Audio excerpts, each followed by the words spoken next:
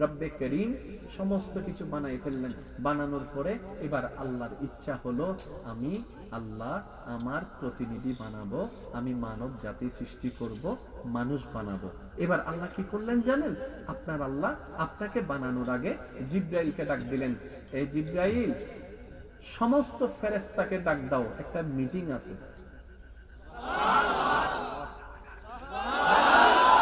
Meeting ডাকছেন কে?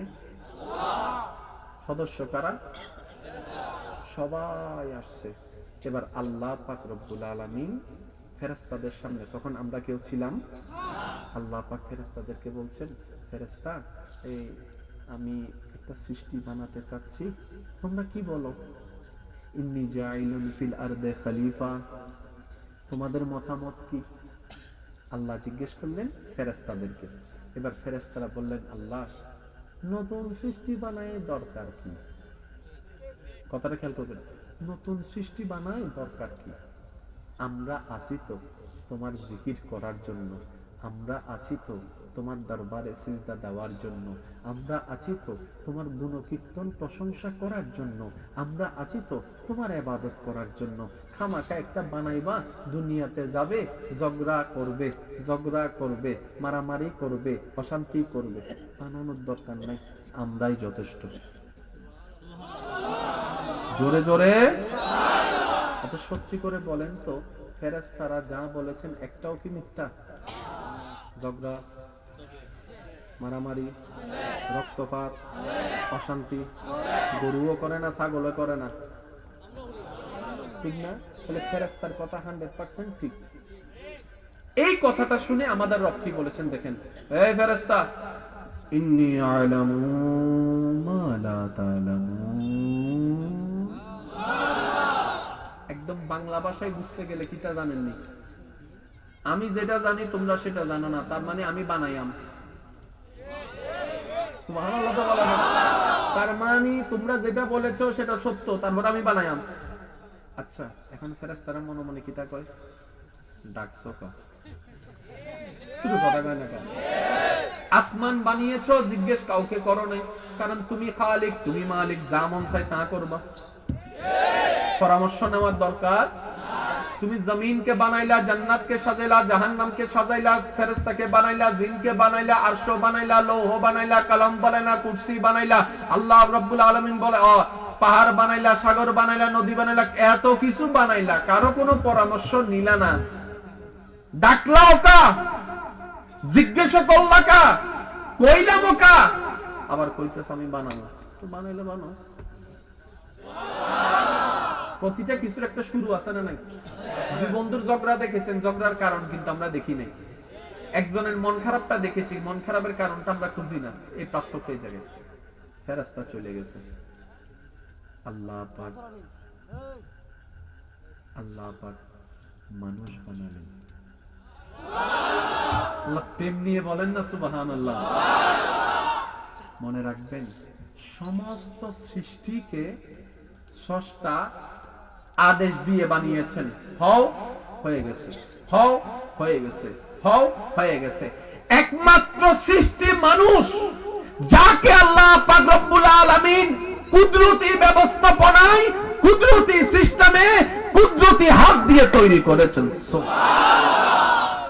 আপনার যে দেহের স্টাইল, এটা আপনার আল্লাহ নিজের কুদরতি হাতের ব্যবস্থা দিয়া দাইয়া বলা হয়েছে, নিজের কুদরতি হাতের ডিজাইনে।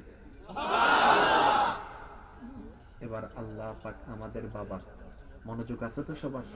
আল্লাহ পাক আমাদের বাবা আদমকে যেমনে ইচ্ছে তেমনে করে বানালেন, বানানোর পরে রাখলেন। রাখার পরে আল্লাহ জিব্রাইলকে বলে, জিব্রাইল আবার মিটিং ডাক। জিব্রাইল আবার মিটিং ডাক।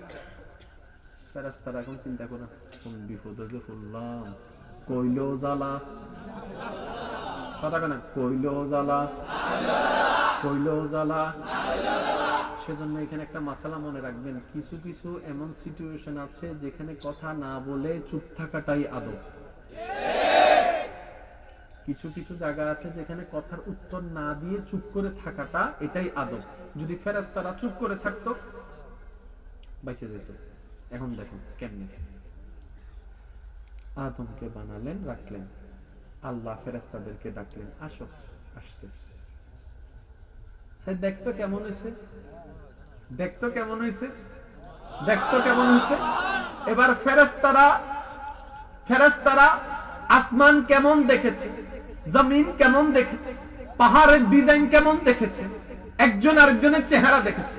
যখন তাদের নজরটা মানব সৃষ্টির প্রথম মানব আদমের আকৃতির দিকে পড়লো, চেহারার দিকে পড়লো, চোখের দিকে পড়লো, নাকের দিকে পড়লো, ঠোঁটের দিকে পড়লো, ফেরেশতারা অপলক নয়নে তাকাই শুধু বারবার বলতে আছে সুবহানাল্লাহ, সুবহানাল্লাহ, সুবহানাল্লাহ। এত সুন্দর, এত সুন্দর। আল্লাহ পাক বলে, মানা করছিলি না, মানা করছিলে না। আল্লাহ সরি, সরি দিলে চলতো না।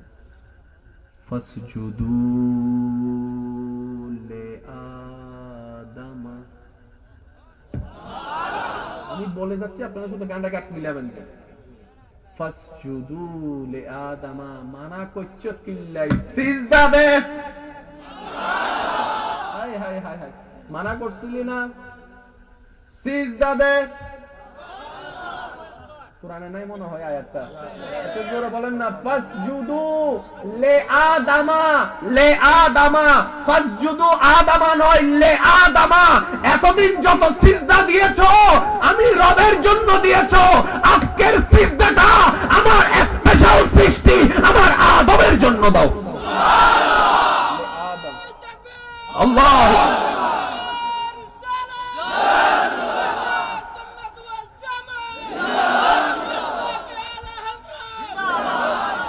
উচ্চ আওয়াজে বলেন না সুবহানাল্লাহ। মানা করছত কা সিজদা দে। এবার আসেন ভাইয়া, কুকুরের চোখ আছে তো, মানুষের চোখ কাটটা সুন্দর, গরুর ঠোঁট আছে তো, মানুষের ঠোঁট কাটটা সুন্দর, হাতির কান আছে তো, মানুষের কান একটা সুন্দর। তাহলে সবগুলা সবার মধ্যে আছে, কিন্তু মানুষ যে চোখ পেয়েছে, গভীর মনোযোগ, মানুষ যে চোখ পেয়েছে সৃষ্টির কোনো কেউ চোখ সেটা পাই নাই। মানুষ যেটা নাক পেয়েছে, এই নাক অন্য সৃষ্টির কোনো ডিজাইন ওয়ালা পাই নাই। মানুষ যেটা ঠোঁট পেয়েছে যে আকৃতির, অন্য কোনো প্রাণী সেই আকৃতির ঠোঁট পাই নাই। মানুষ যেরকম হাত পেয়েছে এরকম হাতের স্ট্রাকচার অন্য কোনো প্রাণী পাই নাই। মানুষ যেমন পা পেয়েছে এমন কোনো পা অন্য কেউ পাই নাই। তাহলে আল্লাহ পাক রব্বুল আলামিন সমস্ত সৃষ্টির আলাদা আলাদা ডিজাইন করে সৃষ্টি করেছেন। এই সমস্ত সৃষ্টির ভিতরে যাকে আল্লাহ সবচাইতে সুন্দর বানিয়েছেন তার নাম হচ্ছে মানুষ। তাহলে সৃষ্টির মধ্যে সুন্দরের মধ্যে এক নাম্বার। আমি কিন্তু পকেটে ককটেল বোমা একটা আনছি, আওয়াজ না করলে কিন্তু মাইরা দিয়ে কইলাম, কিন্তু আর একটু এরকম সৃষ্টির মধ্যে এক নাম্বার সুন্দর। আরো জোরে। আল্লাহ পাক কোরআনের মধ্যে বলেছেন আহসানুল খালক, সৃষ্টির সমস্ত সুন্দরের চাইতে শ্রেষ্ঠ হচ্ছে মানুষ, ঠিক না? আচ্ছা, এখান থেকে একটা মাসালা জেনে রাখবেন। ল্যাংড়া হোক, কানা হোক, কালা হোক, সাদা হোক, এমনে হোক তেমনি হোক, বোবা হোক, বয়রা হোক, থুতলা হোক, যেমন হোক, পা ছোট, আঙ্গুল ছোট, পা বড়, কান বড়, নাক ছোট, যেমনই হোক না কেন, কখনো কোনো মানুষকে তিরস্কার করবেন না, কখনো কোনো মানুষকে নিয়ে হাসি তামাশা করা যাবে না, কখনো কোনো মানুষের সৌন্দর্য কমতি নিয়ে কখনো ঠাট্টা মশকারি করা যাবে না। কেন? তার আল্লাহর তাকে যেমন দেখতে সুন্দর লেগেছে তার আল্লাহ তাকে সেইভাবে বানিয়েছে। এখন আপনি যখন আমি আপনারা মুরব্বীরা বিশেষ করে বলবেন আমাকে, একটু একটা জিনিস আছে যেটাকে একটু ব্যঙ্গ করলে ওইটা আপনার কাছে চলে আসে, এটা কি? তোতলামি। অনেকেই থোতলা ছিল না, কিন্তু থোতলাকে তোতলাইতে এটা কেমনে হয়েছে জানেন? শুনেন, সে থোতলাচ্ছে, দিয়েছেন কে? এবার বন্ধু বান্ধব তাকে নিয়ে ঠাট্টা মশকারি শুরু করেছে। ওই ঠাট্টা মশকারিটা তার কানে গিয়ে তার মনে আঘাত এনেছে। একদিন, 2 দিন, 3 দিন, 4 দিন, 5 দিন, 6 দিন, যেই দিন তার আঘাতটা তার রবের দরবারে কবুল হয়ে গিয়েছে, যে তুতলাইছে তাইও তুতলানো শুরু হয়েছে। বদদোয়া নিতে হয় না, বদদোয়া চলে আসে। দোয়া চেয়ে নিতে হয় না, দোয়া এমনিতেই চলে আসে। কখনো কারো সৌন্দর্য, কারো কমতি নিয়ে কখনো কোনো প্রশ্ন করা যাবে। এখানে আরেকটা জিনিস আমি আবদার রাখবো, কারো ঘরে যদি মেয়ে বিয়ে না হয়, এটা নিয়ে কথা টানাটানি করা যাবে না। কারণ তার ভাগ্যে, তার নসিবে, তার আল্লাহ যেই দিন বিবাহ লিখে রেখেছেন, ওই দিনটা আসলে আপনার বলতে হবে না, অটোমেটিক বিয়ে হয়ে যাবে। এর আগে যদি আপনি চিল্লান, মামলা দেন, এই করেন, সেই করেন, যাই করেন, করতে পারবেন, বিয়ে হবে না। কারণ সেটা কার নির্ধারণে? আর একটু জোরে বলেন, কার নির্ধারণে? আর আল্লাহর নির্ধারণে, আল্লাহর হুকুমে, আল্লাহর সীমার মধ্যে কাজ করা, আঙ্গুল চালানো, ব্রেন খাটার কোন পাওয়ার ক্ষমতা আমাদের মনে থাকবে ইনশাআল্লাহ। যদি অতীতে করে থাকি, আল্লাহর কাছে সারেন্ডার, আল্লাহ ভুল করেছি, মাফ করে দাও, না বুঝে করেছি। বাকি হায়াত যতটুকু আছে আমরা যেন এই কাজগুলো না করি। আল্লাহ আমাদেরকে মনে রাখার এবং পালন করার তৌফিক দান করুন।